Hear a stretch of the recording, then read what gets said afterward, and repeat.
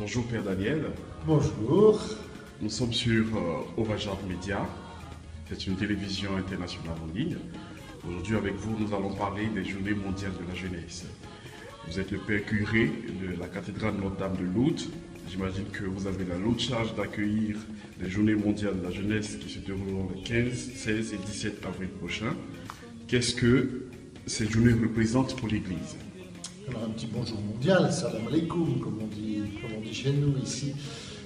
Les Journées mondiales de la jeunesse a été inventé par le pape Jean-Paul II, un peu comme un Woodstock chrétien, ou plutôt comme à l'image un petit peu de ce qui se passait depuis longtemps, à Thésée, dans une colline de Bourgogne, à l'initiative du frère Roger Schultz, un pasteur protestant. Rassembler des jeunes du monde entier pendant quelques jours pour leur permettre de vivre une expérience de rencontre, une expérience de catholicité. Catholique, ça veut dire universel. Alors, depuis 1980, 1982, ont été lancées ces Journées mondiales de la jeunesse. D'abord, un dimanche par an, le dimanche qui est au seuil de la grande semaine sainte des chrétiens, la semaine, le jour des rameaux, et puis tous les 3 ans environ, dans une ville, dans un pays du monde, d'abord 3 jours, et puis ça a grandi jusqu'à une semaine de rencontres, etc. Cette année, les JMJ auront lieu autour du pape François, à Cracovie, en Pologne, au mois de juillet. Nous avons voulu préparer ces Journées mondiales de la jeunesse en offrant aux jeunes qui résident au Maroc, aux jeunes chrétiens de 16 à 35 ans, c'est un peu le créneau qui est donné, de vivre 3 jours dans l'esprit de ces Journées mondiales de la jeunesse. Vous n'êtes pas sans savoir qu'une bonne partie de nos jeunes paroissiens sont des personnes qui viennent du sud du Sahara. C'est compliqué pour eux de voyager en Europe. On n'a pas envie qu'ils soient privés d'une semblable grande fête, et donc nous le vivons au Maroc, dans le diocèse de Rabat, précisément à Casablanca, à la mi-avril. Voilà. Alors le thème de ces JMJ, c'est le pape qui l'a donné dans cette année sainte de la miséricorde qu'il a proposé. Heureux les miséricordieux, il leur sera fait miséricorde. La miséricorde, la compassion, la tendresse, l'amour, faire l'expérience de l'amour de Dieu, et le visage de Dieu au milieu des hommes. C'est l'enjeu de toute communauté de croyants. D'accord, c'est parfait. Donc c'est le diocèse de Rabat qui accueille ces JMJ. Voilà. Le diocèse compte combien de paroisses? Alors il y a 18 paroisses. En tout cas, nous sommes présents dans 18 villes du royaume. Et il y a aussi le diocèse de Tanger qui va s'y associer, qui est présent dans 6 ou 7 villes du nord du pays. Voilà, donc, nous sommes à l'échelle de notre pays. Donc ces journées se dérouleront sur 3 jours, Voilà. le 15, 16 et 17 avril prochain. Quels seront les grands axes? Alors elles se dérouleront dans un lieu très symbolique, puisque ce sera dans l'institution Charles de Foucault, où le pape Jean-Paul II, le 19 août 1985, avait rassemblé les chrétiens du Maroc. Il a fait une escale, ils s'étaient rassemblés là. 3 jours. Alors, depuis le 1er janvier, nous invitons tous ceux qui vont participer à se mettre en route, à se mettre en chemin, à l'aide d'un beau texte cité par le pape François.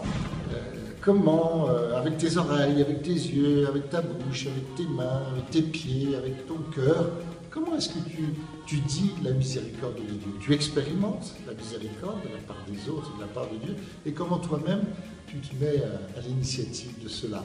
Ce sera vraiment le cœur de cette JMJ, partager nos expériences, partager nos découvertes pour être mieux au milieu du monde, au fond des artisans de fraternité, incarner la loi du Seigneur, aimez-vous les uns les autres comme je vous ai aimé. Et puis encore, cette autre parole du Seigneur, Dieu a tant aimé le monde qu'il a donné son Fils pour que le monde soit sauvé. Et c'est à nous d'être le visage du Fils de Dieu, du Christ, au milieu des hommes.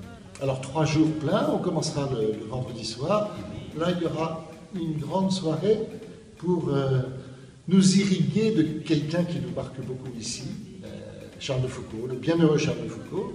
C'est au Maroc, au milieu des musulmans, grâce aux musulmans, qu'il a redécouvert la foi de son enfance, qu'il s'est remis en route dans la foi de son enfance. Alors pour nous, il est important, c'est de se dire, vivre avec les musulmans au Maroc, ça peut être une grande chance pour faire mieux chemin vers Dieu.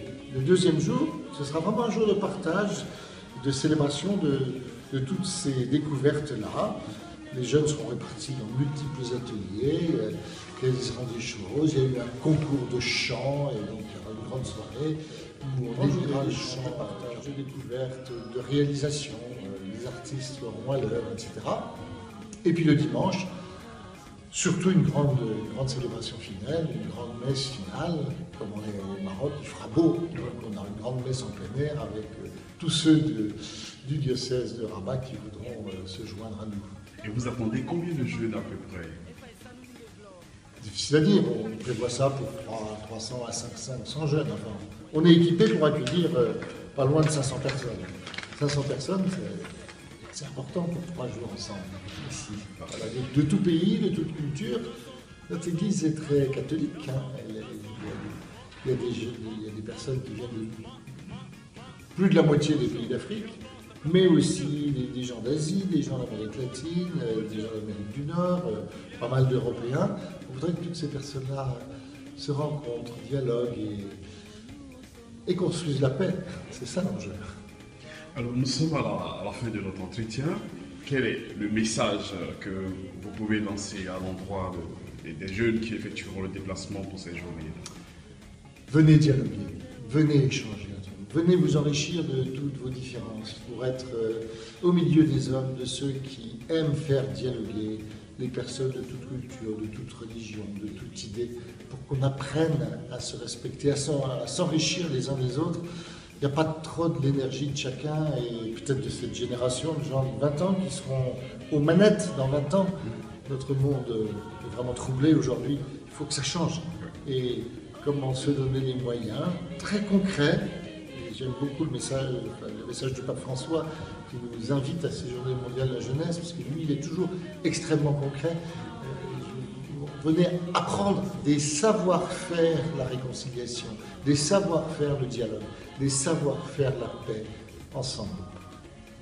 Père Daniel, merci d'avoir répondu à nos questions sur Vagin.